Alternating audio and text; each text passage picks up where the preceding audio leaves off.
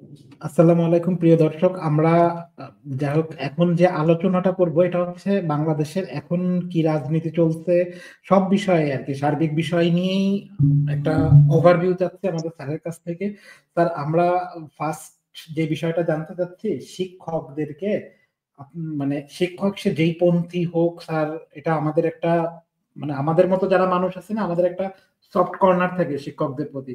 তো শিক্ষকদেরকে যেভাবে পিটাচ্ছেন আপনারা, তো আমরা আসলে একটু, আওয়ামী লীগ হতে পারে স্যার, আওয়ামী লীগ তো সবাই তো অন্যায় করছে এটা আমরা বিশ্বাস করি না। আপনি হয়তো বা অন্য কেউ বিশ্বাস করতে পারে আওয়ামী লীগ সবাই খারাপ, আমরা এটা বিশ্বাস করি না। সবাই খারাপ হলে আপনি বিচার করেন, কিন্তু শিক্ষকদের, মহিলা শিক্ষকদেরকেও যেভাবে পিটাচ্ছেন স্যার, আমরা এটা পছন্দ করছি না। আপনি কি বলবেন স্যার? দেখুন, আপনার কোয়ার্শন যেই কারণে যেই জাস্টিফিকেশনে আপনি ব্যবহার করেন না কেন, কোয়ার্শন ইজ কোয়ার্শন, এবং সভ্য দেশে কোয়ার্শন অ্যাকসেপ্টেবল না। আপনার পাবলিক অর্ডার ম্যানেজমেন্টের নামে আপনি মহিলাদের গায়ে হাত তুলবেন? No way, it cannot be appreciated. আর এই কারণে তো আপনার সাবেক সরকারকে বিদায় করে বর্তমান সরকারকে প্রতিস্থাপন করা হয়নি। ফলে এখানে কোনো কাউন্টে আপনি এটা জাস্টিফাই করতে পারবেন না, আই এম অ্যাফ্রেড। ধন্যবাদ।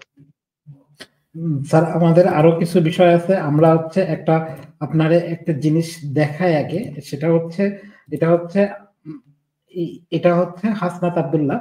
তিনি এক জায়গায় গিয়ে বলছেন যে ছাত্ররা যদি মানে সরি, তারা মাঠে নামবে, মাঠে নেমে আওয়ামী লীগকে যতক্ষণ পর্যন্ত না বের করবে ততক্ষণ পর্যন্ত তারা পিটানোর প্রতি থাকবে।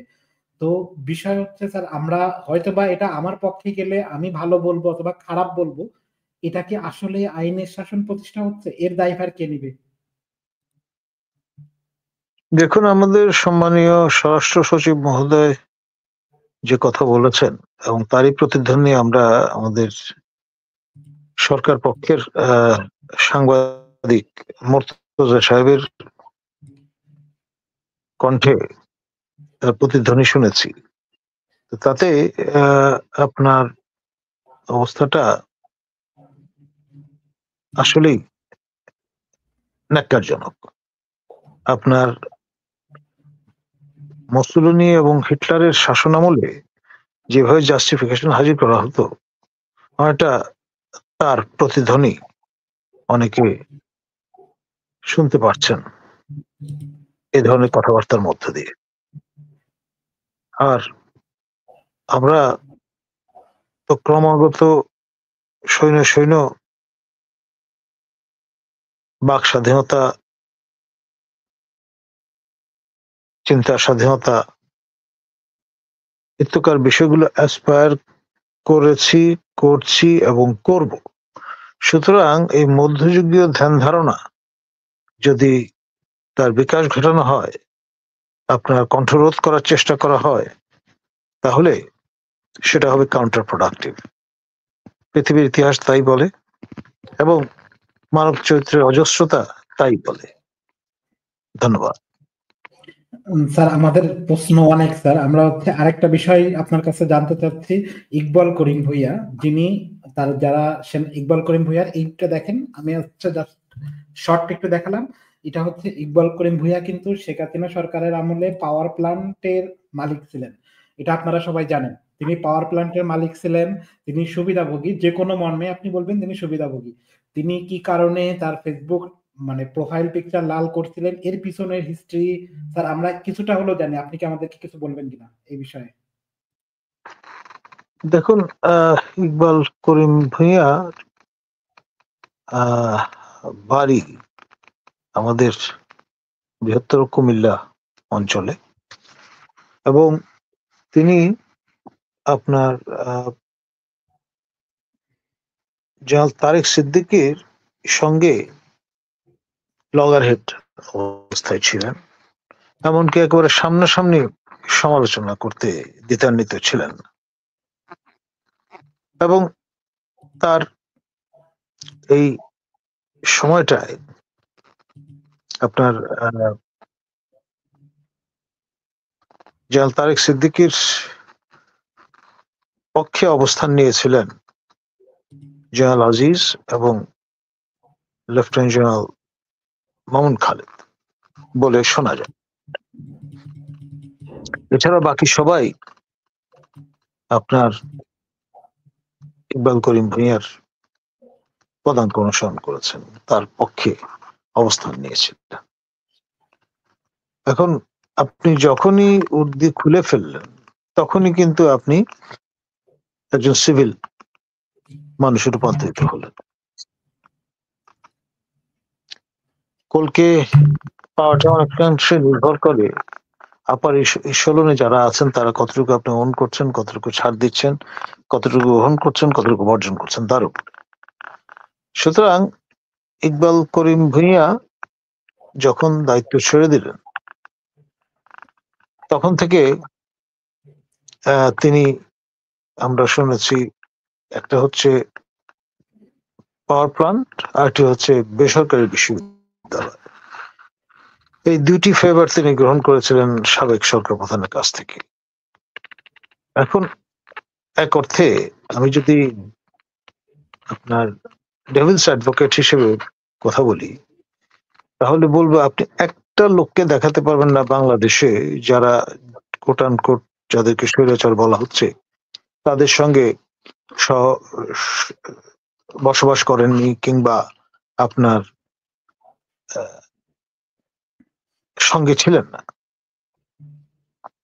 প্রতিটা মানুষ চাকরি করেছেন, প্রতিটা মানুষ আপনার ওই আমলে পদোন্নতি গ্রহণ করেছেন, প্রতিটা মানুষ মাসের শেষে বেতন নিয়েছেন বা কোনো না কোনো সেবামূলক প্রতিষ্ঠানে কর্মরত ছিলেন, কর্পোরেট কালচারে অবগাহন করেছেন।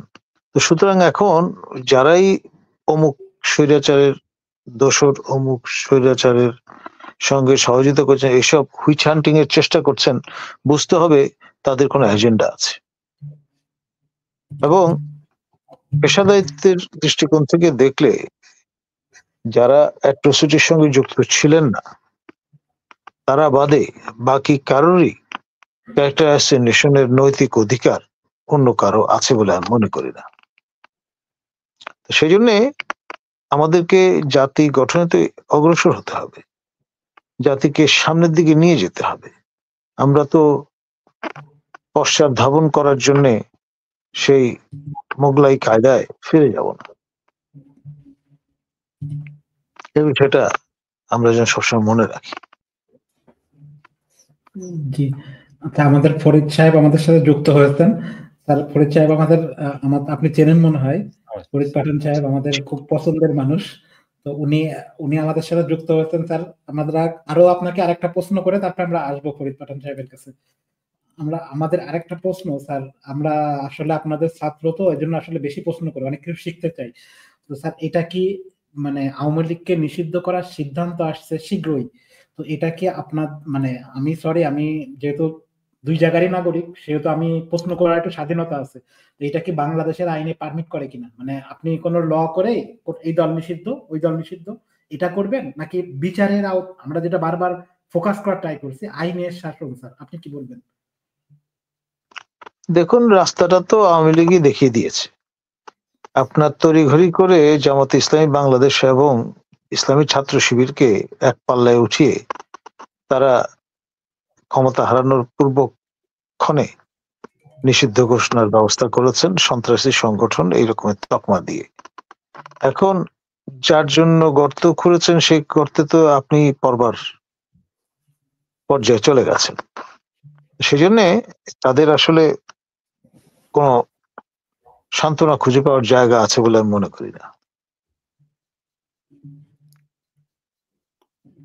জি স্যার, আরেকটা প্রশ্ন আমাদের আছে স্যার, তারপর আর আর আর এর আগে আমি উল্লেখ করেছি আমাদের সম্মানীয় স্বরাষ্ট্র সচিব এবং সরকার সমর্থক সাংবাদিক মুর্তজার কণ্ঠে যার প্রতিধ্বনি শুনলাম যে যারা পরাজিত শক্তি তাদের বিনাশ হয়ে যেতে হয়, তারা আপনার অস্তিত্ব রক্ষা করার যোগ্যতা রাখে না। ফলে একেবারে ক্লিয়ার টার্মসে তারা বলে দিচ্ছেন যে কাদেরকে ডেভিল হতে হবে, ডেভিলের নাম ভূমিকায় অবতীর্ণ হতে হবে।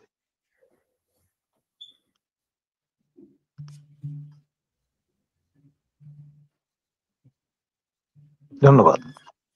জি স্যার, আমাদের আরেকটা প্রশ্ন আছে স্যার, তারপরে আমরা ফরিদ পাঠান সাহেবের কাছে আসবো। আরেকটা প্রশ্ন হচ্ছে, শেখ হাসিনা যে ভারতে আছে, তো উনি ভারতে আসলে ভারতের ল অনুযায়ী, ভারত তো আমরা জানি স্যার, চায়নার কথা আমরা বাদ দিলাম, চায়না মনে করেন অন্যভাবে চলে। ভারত তো গণতান্ত্রিক একটা দেশ, তারা আইনের প্রতি শ্রদ্ধাশীল, তারা জনগণের প্রতি প্রতিশ্রুতি, মানে জনগণের সবকিছুতে চলে। তো দেখেন ভারতে উনি কোন ল এর অধীনে আছেন। এবং আমি যদি আরেকটু দেখাই, এটা হচ্ছে মানে এটাকে একটা রিপোর্ট দেখায় আপনাদেরকে। এখানে বলা হচ্ছে শেখ হাসিনাকে ও দালাই লামাকে ভারত মানে ভারতকে সাপোর্ট দেওয়া যেটা রাখা হচ্ছে সেটা উচিত হচ্ছে না। স্যার আপনার মন্তব্য হচ্ছে। দেখুন, জাতীয় স্বার্থের বিষয় যেই জাতি সংশ্লিষ্ট তাদেরই সেই অ্যাক্স গ্রাইন্ড করা উচিত। এখন আমি একজন বাংলাদেশের নাগরিক হিসেবে ভারতের জাতীয় স্বার্থ কিভাবে রক্ষিত হবে বা পরিপূরিত হবে সেই বিষয়ে ন্যারেটিভ হাজির করাটা আমি মনে করি বোকামির নামান্তর, বই, অন্য কিছু নয়। আর জাতীয় স্বার্থ যুগে যুগে নানান ভাবে ইন্টারপ্রেটেড হয়েছে এবং আপনার যারা জয়লাভ করেছেন তাদের জন্য ইতিহাস একরকম ভাবে লেখা হয়েছে, যারা পরাজিত হয়েছেন তাদের জন্য আরেক রকম ভাবে লেখা হয়েছে। সুতরাং সেই পার্সপেক্টিভ আমাদের ভুলে গেলে চলবে না। ধন্যবাদ। জি স্যার, আমরা ফরিদ পাঠান সাহেবের কাছে জানতে চাই। ফরিদ পাঠান সাহেব, আপনার কাছে আসলে আপনি আপনারা তো স্টেট ডিপার্টমেন্টের সাথে আপনাদের ভালো যোগাযোগ আছে। তো এই যে বাংলাদেশে যে যুদ্ধ সংঘর্ষ হচ্ছে, যেমন 7 সকালে বন্দুক যুদ্ধে 2 ভারতীয় সেনা সহ 14 জন নিহত, এটা 9 ফেব্রুয়ারি। তো এটা হচ্ছে একটা দেশে, আমাদের দেশ আমরা কেমন চালাবো সেটা আমাদের দেশের যারা জনগণ আছে তারা নির্ধারণ করবে। এখন ভারতের পছন্দ হচ্ছে না, সেই তাই বলে কি এই টাইপের যুদ্ধ যুদ্ধ মনোভাব সবসময় থাকবে কিনা? দাউদ ভাই, অনেক ধন্যবাদ আমাকে যুক্ত করার জন্য। আজকে যে কথাটা আমি বলতে চাচ্ছি, আগামী ২ দিন পরেই আপনারা জানেন যে নরেন্দ্র মোদী বর্তমানে প্যারিসে আছেন। আজকে এই মুহূর্তে প্যারিসে আছেন এবং একটা ইকোনমিক ফোরাম থেকে ওটা শেষ করে উনি ওয়াশিংটন ডিসিতে আসবেন। তো এই আসার আগে বাংলাদেশকে যে উনার যে মনোভাব এবং উনার যে চিন্তাধারা, সেই চিন্তাধারায় উনি ভাবছেন যে কোনো একটা আনস্টেবল অবস্থা বাংলাদেশকে নিয়ে এসে বাংলাদেশকে একটা ইস্যু তৈরি করে হোয়াইট হাউসে এই বাংলাদেশের ইস্যুটাকে তুলে ধরা। এর জন্য আমরা কি দেখতে পাচ্ছি যে আওয়ামী লীগ এবং ভারতীয় বিভিন্ন মাধ্যমে তাদের তো অনেক ইন্টেলিজেন্স আছে, তাদের দিয়েও একটা কোনো একটা ইন্টারন্যাশনাল নিউজ তৈরি করা, যেটা আপনার হোয়াইট হাউসে উনি তুলে ধরতে পারবেন যে কনসার্ন অ্যাবাউট ভারতীয় সিকিউরিটি। তো এইটাও একটা কারণ হতে পারে। বিভিন্নভাবে এটা ইনস্টিগেট করা হচ্ছে বিভিন্ন পক্ষ থেকে। আমরা দেখতে পাচ্ছি যে এই সরকারকে একটা আনস্টেবল অবস্থায় নিয়ে আসা। তো এটা ফেল করেছে বিভিন্ন দিক থেকে, এবং এটা আমি দেখছি যে এই ডক্টর ইউনূস সরকার খুব স্ট্রংলি এটা প্রটেক্ট করেছেন। তো আমার মনে হয় যে যে যাই হোক, আপনার বর্তমানে যে মোদী সরকার এখানে আসছেন, তার প্রথম এজেন্ডা হলো, যতটুকু আমরা বুঝতে পারছি, যে প্রথম এজেন্ডাটাই হলো যে উনি কিভাবে এই ইলিগাল ইমিগ্রেন্টকে উনি নিয়ে যাবেন দেশে, ভারতে। প্রায় ৭ লক্ষ ইনলিগাল ইমিগ্রেন্ট। আপনারা জানেন যে প্রথমেই মেক্সিকো, তারপরে গুয়াতেমালা, তারপরে ৩ নম্বরেই আছে এই ভারত। তো সেই ইমিগ্রেন্টদেরকে নিয়ে যেতে যে C-17 ব্যবহার করা হচ্ছে, মিলিটারি এয়ারক্রাফট। আমরা জানি অলরেডি ২টা ট্রিপ অলরেডি হয়ে গেছে ভারতে। প্রথম ট্রিপে ছিল ২০০ এবং এর পরবর্তী ট্রিপে ছিল আরো ১০০-১৫০। তো এই এয়ারক্রাফটে করে নিয়ে যাওয়া ভারতে illegal immigrant is a very costly. তো এই কস্টলি অবস্থা থেকে যদি শিপে বা কোনো কিছু অন্যান্য আদার ট্রান্সপোর্টেশন ইউজ করা হয়, সেটাও একটা ইস্যু হতে পারে। তো এইগুলা বিষয়েও একটা বিষয়। এবং যেহেতু H-1B ভিসা টেকনিক্যাল এক্সপার্টিজ, এবং তাদেরকে ভারত চেষ্টা করবে যে তাদেরকে কিছু কোনো একটা অবস্থায় স্ট্যাটাসটাকে চেঞ্জ করতে বা কোনো একটা নেগোসিয়েশন করতে ট্রাম্পের সাথে। আমার মনে হয় যে এটাও একটা পদক্ষেপ উনি নিতে চাইবেন, যে বিকজ ইটস ভেরি কস্টলি একটা অবস্থান। অর্থনৈতিক দিক থেকেও ভারত অনেকটা বিপর্যস্ত হয়ে পড়বে যদি এত সংখ্যক মানুষ, একটা ফরেন রেমিটেন্স আসা কমে যাবে। অলরেডি আমরা জানি যে 87 বর্তমানে যে রুপি সমান $1, এর সর্বনিম্ন রুপির এখনো এই অবস্থায় আছে। আমার মনে হয় যে বিভিন্নভাবে ইনস্টিগেট করা হচ্ছে যে একটা ইন্টারন্যাশনাল নিউজ তৈরি করার, বাট এটা হচ্ছে না। It's fail. জি ফরিদ পাটনা ভাই, আমি আপনার কাছে আসবো। আমাদের স্যার আসলে ক্লান্ত, তো স্যারের আমি ছেড়ে দিই, তারপর আপনার কথাগুলো শুনবো। স্যারের আমি শেষ প্রশ্ন, স্যার আপনি ক্লান্ত আমরা বুঝতে পারছি, তো আমরা হচ্ছে আপনার কাছে শেষ প্রশ্ন করে আপনাকে আমরা বিদায় জানাবো, তারপরে আমরা অন্য সবার কথা শুনবো। স্যার, আজকে তো 10 ফেব্রুয়ারি, যদি আমি কারেক্ট হয়ে থাকি, 10 ফেব্রুয়ারি আওয়ামী লীগের বিক্ষোভ সমাবেশ, সারা বাংলাদেশে তো বিক্ষোভ সমাবেশ হয়েছে। আপনারা কেমন দেখছেন বিক্ষোভ সমাবেশ? এবং আপনি যদি স্যার আমাদেরকে একটু শিখান, আওয়ামী লীগকে আসলেই কোনো রাজনৈতিক দল হিসাবে পরিচয় দিচ্ছে কিনা।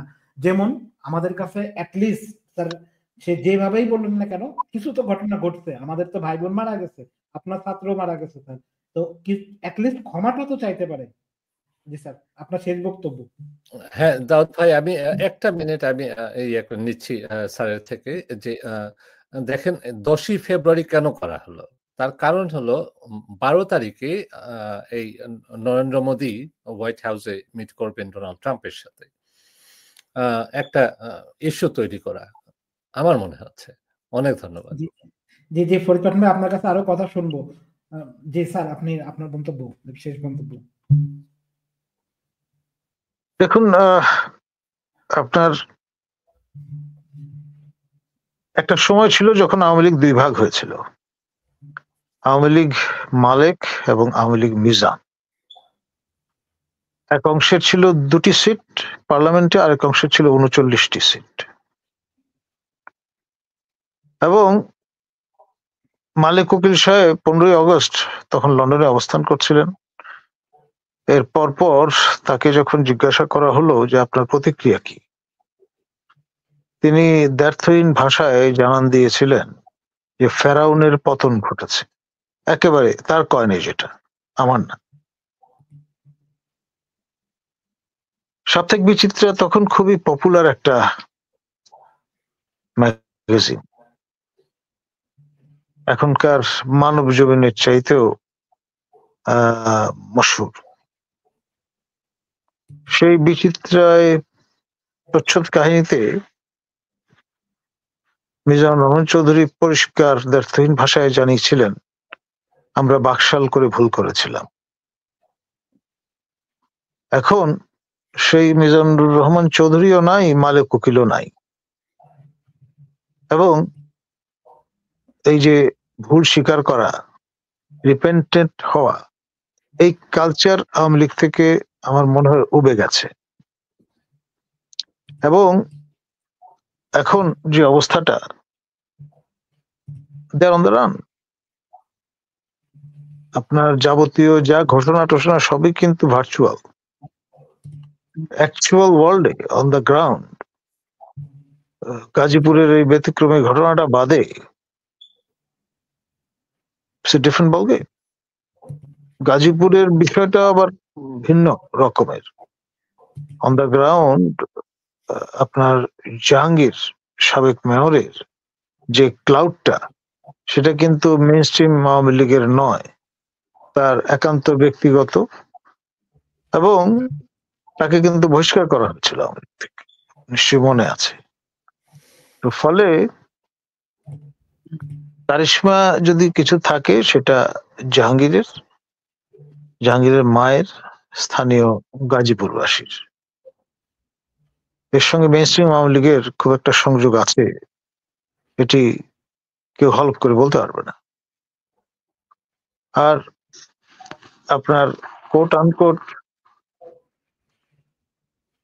কাউয়া বলে যাদের অভিহিত করেছিলেন আওয়ামী লীগের সাধারণ সম্পাদক, তারাই কিন্তু প্রিভেল করেছে, তারাই বিপুল বিত্ত বৈভবের অধিকারী হয়েছে এবং they took Awami League for a ride. আর এটার ফ্যাসিলিটেটর ছিলেন স্বয়ং মাননীয় প্রধানমন্ত্রী। এখন সরকার প্রধান যখন এই ধরনের প্রোটোকল যিনি এনজয় করেন, যাকে মাননীয় বলতে হয়, তিনি যদি মাননীয় হিসেবে ভূমিকা রাখবার বদলে উল্টোটা করেন, তখন এই দুঃখ রাখবেন কোথায়? তিনি জানান দিলেন তার পিয়ন 400 কোটি টাকা সম্পদ অর্জন করেছে এবং হেলিকপ্টার ছাড়া চলে না। তিনি ধরেই নিয়েছেন যে জীবদ্দশায় কখনোই তাকে ক্ষমতাচ্যুত হতে হবে না এবং বংশানুক্রমিক ভাবে 2041 তারপরে অ্যান্ড বিয়ন্ড ততদিনে বাংলাদেশ উন্নত রাষ্ট্রের তকমা পেয়ে যাবে, আমরা OECD ভুক্ত হয়ে যাব, অন্যান্য দেশগুলোকে ইসরায়েলের মতো অর্থ সাহায্য প্রদান করতে সক্ষম হব। এবং সে কারণেই কিন্তু এই ধরনের অকপট স্বীকারোক্তি তিনি প্রদান করেছেন, যদিও দুদকের ভাষ্যটা ভিন্ন। 600-র বেশি কোটি টাকা আত্মসাৎ করেছেন আপনার সাবেক পিয়ন জাহাঙ্গীর। যাই হোক, আপনার আসলে আওয়ামী লীগের ধাতে যা নেই, আপনি সেই জিনিস তাদের কাছ থেকে প্রত্যাশা করলে আপনাকে আশাহত হতে হবে। ধন্যবাদ। জি স্যার, আপনাকে আমরা বিদায় জানাচ্ছি, যেহেতু আমরা সবাই বাইরের থেকে, ইউরোপ আমেরিকা এদিক থেকে, আমরা আপনাকে রাখছি না, আমাদের অন্যান্য যারা আছে তাদেরকে আমরা সুযোগ দিচ্ছি। আপনি স্যার ঘুমান, স্যার রেস্ট নেন। আল্লাহ হাফেজ স্যার, শুভরাত্রি স্যার।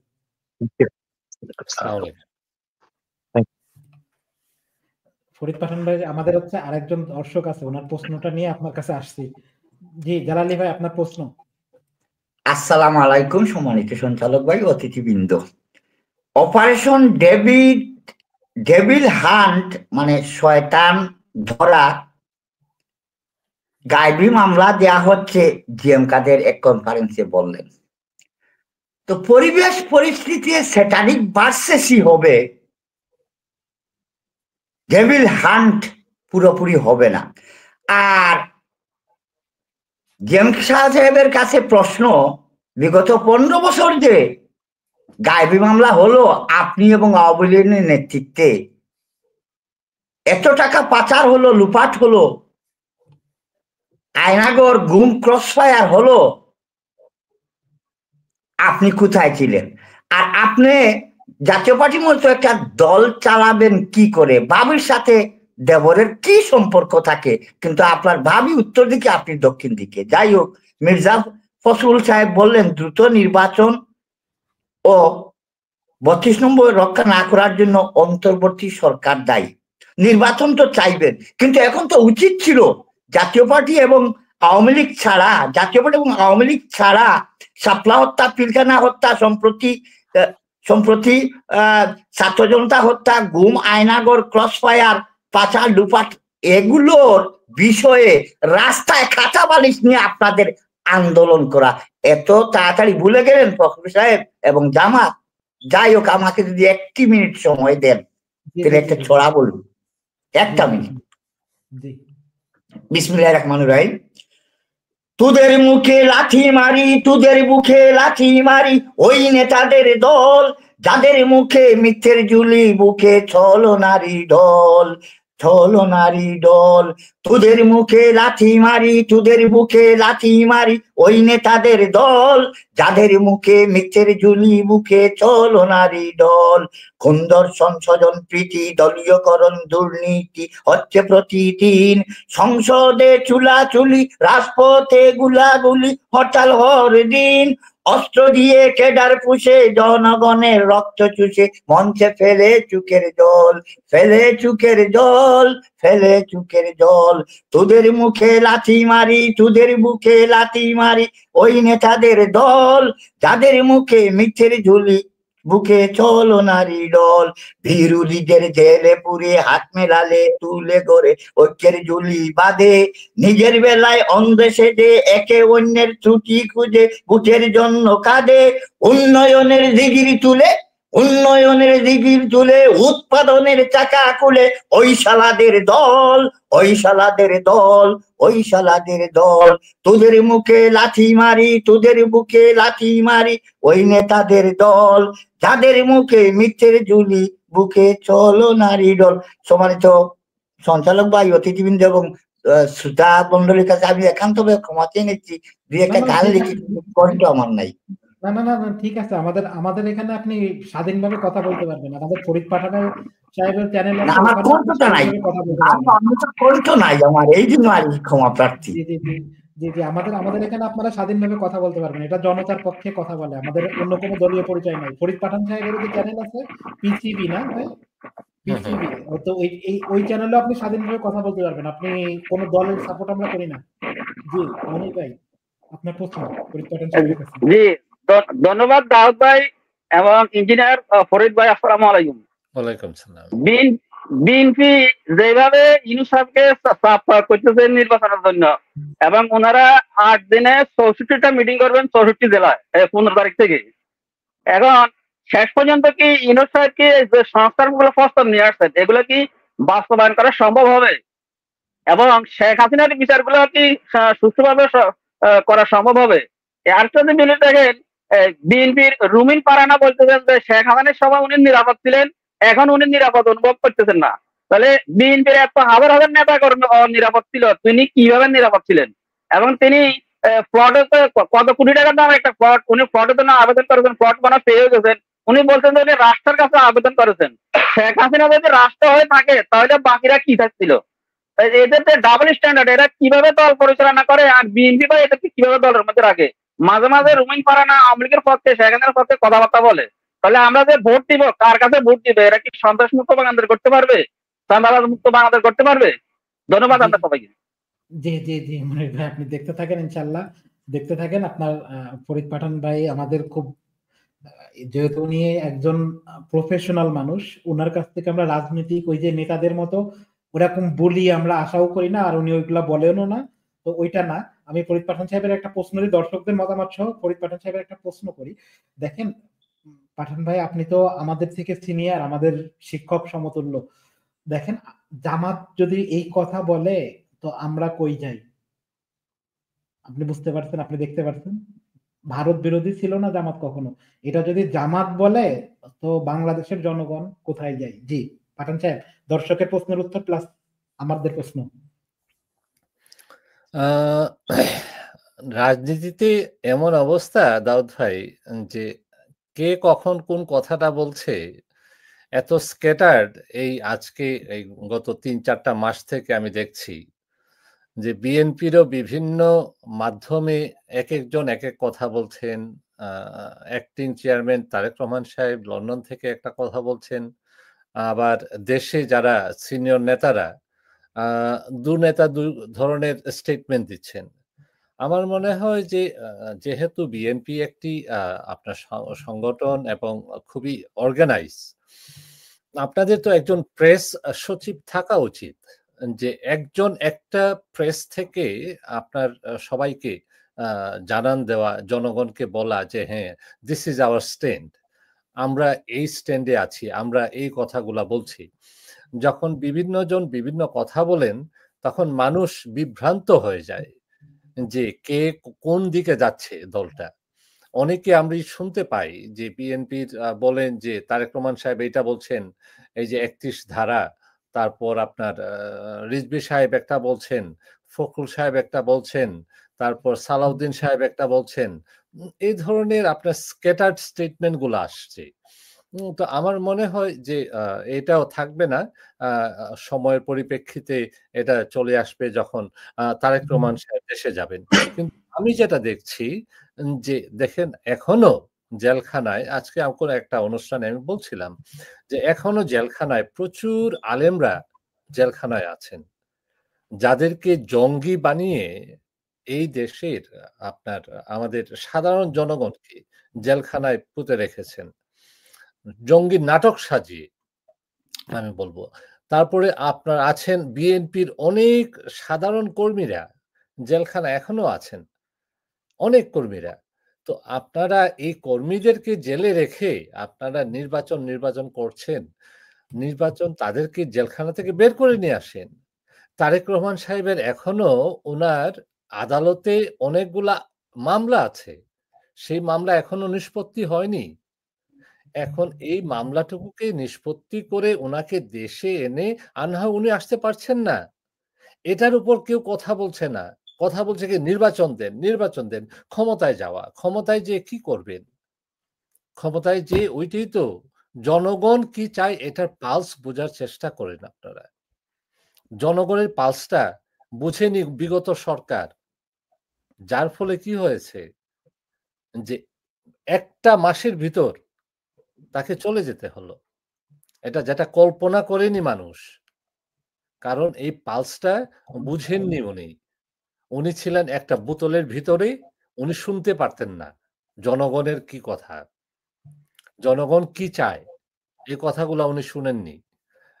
এখন আমি এটাই শুধু বলবো যে দেখেন একটা সময়ের প্রয়োজন এবং সংস্কারের প্রয়োজন, একটা সুন্দর একটা অর্থনৈতিক স্ট্রং অবস্থার প্রয়োজন দেশে ওই অবস্থা নাই যে অর্থনৈতিকভাবে একটা ইলেকশন দেয়া, 2টা ইলেকশন দেয়া, 3টে ইলেকশন দেয়া। একটা ইলেকশনে প্রচুর পরিমাণ অর্থ ব্যয় হয়। সেই অর্থের জায়গাটা কে দিবে? এটা কখনো কেউ বলে না। তো অর্থনৈতিকভাবে আমরা একটু স্ট্রং হতে হবে। ডক্টর ইউনূস সাহেব আমি মনে করি ওয়ান অ্যান্ড অনলি ওয়ান যে এই অর্থনৈতিক একটা স্ট্রং অবস্থানে নিয়ে আসতে পারবেন। আমার এইটুকু মনে হয় যে এছাড়া আর অর্থনৈতিক এই ফ্রি ফল থেকে মুক্তি পাওয়ার একমাত্র ব্যক্তি ডক্টর ইউনূস সাহেব। আজকে দেখেন যে পাওয়ার সেক্টরটা আমি বারবার একটা কথাই আমি একজন প্রকৌশলী, আমি একজন ইঞ্জিনিয়ার এবং ইলেকট্রিক সেক্টরে আমি একজন ইঞ্জিনিয়ার। এই থেকে আমি বলছি যে প্রতি বছর 15% মোর ইলেকট্রিসিটি প্রয়োজন আমাদের।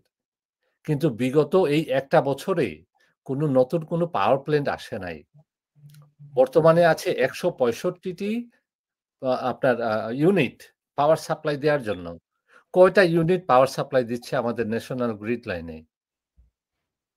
এই সমস্যাগুলা কেউ কথা বলছে না। সবাই নির্বাচন। আমরা কি হয় যে বন্যায় ডুবে যাওয়ার পরে আমরা চিন্তা করি ত্রাণের। কিন্তু আগে থেকে আমরা সেই ত্রাণের ব্যবস্থা করি না। আগে থেকে সেই বাঁধের ব্যবস্থা করি না। আগে থেকে তার প্রিভেন্টিভ অ্যাকশন গুলা নিই না। যার ফলে আমরা ডে টু ডে আমরা সমস্যাগুলা আমরা ফেস করছি। আমি মনে করি যে আমাদের এই কথাগুলা যারা উপদেষ্টা আছেন তারা শুনবেন। অনেক ধন্যবাদ। জি ভাই, আমাদের আরেকটা প্রশ্ন আছে ফরিদ পাঠান সাহেব। আমাদের আরেকটা প্রশ্ন আছে যে এখন যেই মানে আমি মনে করেন আমার সাথে আপনার পার্সোনাল একটা এনিমি আছে, আমি আপনাকে চাচ্ছি যে আপনাকে আমি ভ্যানিশ করে দিব। এখন আমি আইনের আশ্রয় নিচ্ছি না নিয়ে আমি আপনাকে ভ্যানিশ করে দিচ্ছি। তো এটাকে আপনি কিভাবে দেখবেন? আমি বিচার চাই, আমি ভাঙা ভঙ্গ সবই চাই, কিন্তু আইনের মাধ্যমে আইনকে শ্রদ্ধা দেখাতে চাই। আপনি কি বলবেন? দেখেন এটা যে আমি কখনো এই ভাঙা তারপর আপনার ডিস্ট্রাকশন কোনো কিছুর পক্ষে আমি কোনো কথা বলব না। Distraction always bad bad example. এটা ব্যাড এক্সাম্পল ছিল সেই আপনার ক্যান্টনমেন্টের বাড়ি ভাঙা এটা বেড এক্সাম্পল এইটাও। আমি কখনো এই ডিস্ট্রাকশনে কখনো আমি সাপোর্ট করব না। আ আর একটা জিনিস কি যে একজন ব্যক্তি, মৃত ব্যক্তি আ তাকে আপনি আ আমি তার সম্বন্ধে আমি কোনো কথা বলতে আমি চাই না। আ এর জন্য আমরা যখনই কোনো মৃত ব্যক্তির কোনো ইয়ে সংবাদ শুনি, আমরা বলি, "ইন্না লিল্লাহি ওয়া ইন্না ইলাইহি রাজিউন।" হ্যাঁ? তো আমরা তার সব আপনার যা কিছু ভালো-মন্দ সবকিছু আমরা ক্ষমা করে দেই। হুম? আমার মনে হয় আ আমি হয়তো I've been raised in a western country আ আমি সেভাবে আমি দেখি। জানি না আমরা এত ক্ষোভ, এত আপনার থাকা আ I don't see that way. জি, জি, পরিপূর্ণ সাহেব, আপনার শেষ মন্তব্য আমরা একটু শুনতে চাচ্ছি, যেহেতু আপনি আমাদের মুরব্বী। তো আপনাদের আরেকটা জিনিস, এই জিনিসটা দেখেন তো, সচিবদের উপদেষ্টাদের গাড়ি, মানে গাড়ি বিলাস যাকে বলে, গাড়ি বিলাস, মানে এক একটা সচিব তার পিএস পিএস সহ, পিএস এর পিএস। তো এই টাইপের যে আমরা যে হাসিনা যেভাবে চলছিল, শেখ হাসিনা যেভাবে চালাচ্ছিল, সে একই কাহিনী, যেটা নিয়ে আপনিও অনেক টকশোতে প্রতিবাদ জানাইছেন যে পিএস রা কেন গাড়ি এগুলা ব্যবহার করছে, অনেক কিছু বলছেন। সেই একই কাহিনী হচ্ছে, এটা কি আপনি চাইছিলেন? দেখেন, আমাদের যখনই কোনো নতুন পার্লামেন্ট হয়, সেই পার্লামেন্টে প্রতি মেম্বার অফ পার্লামেন্টের ট্যাক্স ফ্রি গাড়ি দেয়া হয়। একটা প্রিভিলেজ। আপনি এই জায়গাটুকুতে প্রতি পার্লামেন্ট ইলেকশনের পরপর বাংলাদেশ রাজস্ব যে ট্যাক্স যে ক্ষতি হয়, যে এই যে ৩০০ পার্লামেন্ট মেম্বারের ৩০০ পার্লামেন্টে অনেকে আবার এটা ব্যবসা হিসাবেও নেন। অনেকে ২ বার ৩ বার পার্লামেন্ট মেম্বার থাকেন। সেই পার্লামেন্ট মেম্বার ৫ বছর পর উনি সেই গাড়ি বিক্রি করতে পারেন। হ্যাঁ? এবং ওইটা বিক্রি করে আবার নতুন আরেকটা নেন ট্যাক্স ফ্রি। হুম? তো এটা একটা বিল আনেন, দেখেন একজন পার্লামেন্ট মেম্বারও ওইটাতে অপোজ করবেন না। একটা বিল আনেন যে না ট্যাক্স দিয়ে আনতে হবে গাড়ি। এই যে ৩০০ মেম্বার অফ পার্লামেন্টের ট্যাক্স ফ্রি গাড়ি আসে, এইগুলা ট্যাক্স গুলা কার হাতে, কার ট্যাক্স যাচ্ছে? কে দিচ্ছে এই ট্যাক্সের ক্ষতিটা? সাধারণ জনগণ। সাধারণ জনগণ অলওয়েজ ট্যাক্স পেয়ার। প্রতিটা প্রোডাক্টে যে আমরা প্রোডাক্ট বাইরে থেকে নিয়ে আসি বা আমাদের দেশে যে প্রোডাক্টগুলো আমরা ক্রয় করি, সেই প্রোডাক্টে কোনো একটা অংশ সেই ট্যাক্স আমরা পে করছি সাধারণ জনগণ। আর এই যারা এদেশের যারা বিগ ফিশ, আমরা একটা কথা বলি ওয়েস্টার্ন কান্ট্রিতে, এলিফ্যান্ট ইন দ্য রুম, হ্যাঁ? যে এই যে এলিফ্যান্ট ইন দ্য রুম, এই এলিফ্যান্টরা করেন কি? আমাদের দেশেরই যারা বিদেশ থেকে যারা রক্ত ঝরা এই ফরেন রেমিটেন্স পাঠান, ডলারটা পাঠান আমাদের দেশে। এই বিগ ফিশ, বিগ এলিফ্যান্টরা করেন কি? এই টাকা বিদেশে তারা পাঠিয়ে দেন। আমাদের ব্যাংকের রিজার্ভ আজকে অনেক উপরে থাকার কথা। অনেক, অনেক উপরে থাকার কথা। কিন্তু কেন? তার কারণ হলো এই ডলারটা হুন্ডি এবং আপনার এই যে মানি লন্ডারিং। হুন্ডি এবং মানি লন্ডারিং মাধ্যমে উনারা করেন কি? যে দেশের বাইরে পাঠান। তো এদেরকে কিভাবে বলবেন আপনি দেশপ্রেমী? দেশপ্রেমী হলো আজকে এই প্রবাসীরা। প্রতিটা প্রবাসী, they are the real fighter for the country. আজকে আমরা যে বলি যে যোদ্ধা, এই প্রবাসী প্রতিটা ভাই, বোন যারা কাজ করছেন বিদেশে এবং ডলার পাঠাচ্ছেন দেশে, প্রতিটা সেকেন্ড বাংলাদেশে ন্যাশনাল ব্যাংকের রিজার্ভে এই ডলার যাচ্ছে। কিন্তু এই যে যারা আপনার আজকে সচিবে, আপনি দেখেন সচিবালয়ে যান, আপনি পুলিশ প্রশাসনে যান, দেখেন তাদের প্রত্যেকের বিদেশে বাড়ি আছে। তাদের ছেলেমেয়েরা বিদেশে পড়াশোনা করে, দেশে না। আজকে যাদের বেতন ওই একটা ছেলের বেতনের যে পরিমাণ কস্ট হয় তার সমপরিমাণও না, অথচ তাদের বিলাসবহুল বাড়ি, বিলাসবহুল গাড়ি আপনার বাইরে বিভিন্ন দেশে। আপনার কন্টিনিউ হচ্ছে এবং আমরা জানি না এই দুর্ভাগা আমরা কবে এটা থেকে মুক্তি পাবো। দিন দিন এটা গেটিং ওয়ার্স্ট। জি, পরীক্ষা সাহেব, আপনার সঙ্গে শেষ প্রশ্ন, এরপরে আমরা অনুষ্ঠান শেষ করবো, আপনারও আর জ্বালাবো না। বিষয়টা হচ্ছে, আমরা আপনাদের আমেরিকাতে অথবা মানে ইউরোপের কোন দেশে কখনো কি দেখছেন কোন বই পাবলিকেশনের সময় বাংলা একাডেমি যেরকম দাবি করছে, আগে তাদের কাছে জমা দিতে হবে, তারা পড়ে অ্যাপ্রুভাল দেবে, সেটা সরকারের এগেনস্টে যায় কিনা, এরকম কিনা? তো এটা একটা গেল, এটা একটা করছে বাংলা একাডেমির থেকে বলছে, চিন্তা করে দেখেন। আরেকটা হচ্ছে, তসলিমা নাসরিন বই বাজারে আসছে, তার তো একটা পাবলিকেশন ছিল, তাই না? যে আমি পছন্দ করি না, আমি পার্সোনালি তাকে একদম ঘৃণা করি, এটা আমার পার্সোনাল মতামত, কিন্তু তার যদি বই পাবলিশ করে, মানে আমি ওইটার পক্ষেও না ইউ না, কিন্তু এটা সরকার বুঝবে। এখানে যে তৌহিদি জনতার নাম দিয়ে এরা যে বিশৃঙ্খলা করার ট্রাই করছে, আপনি কি বলবেন? দাউদ ভাই দেখেন, প্রত্যেকটা পাবলিকেশনে কিন্তু একটা ইয়ে থাকে, দেশের যে সিকিউরিটি, দেশের সিকিউরিটি, এবং সেই পাবলিকেশনে কতটুকু আপনার দেশ বিরোধী বা আপনার কোনো সামাজিক ধর্ম বিভিন্নভাবে সেন্সিটিভ কিছু ইস্যুগুলা থাকে, সেই ইস্যুগুলা আপনার সেই ইয়েতে আছে কিনা এটা চেক করেই দেয়া হয়। হ্যাঁ, আপনার কোনো, এটা কিন্তু আবার ফ্রি না যে না আমি যা মনে চাইলো তাই আমি লিখে দিলাম আর একটা বই পাবলিশড হবে। এটার একটা পারমিশন থাকে প্রত্যেকটা দেশেই। আমি এখানে আমি মনে করি না এটা একটা এই চেক এন্ড ব্যালেন্সটা, অ্যাকাউন্টেবিলিটি থাকা উচিত।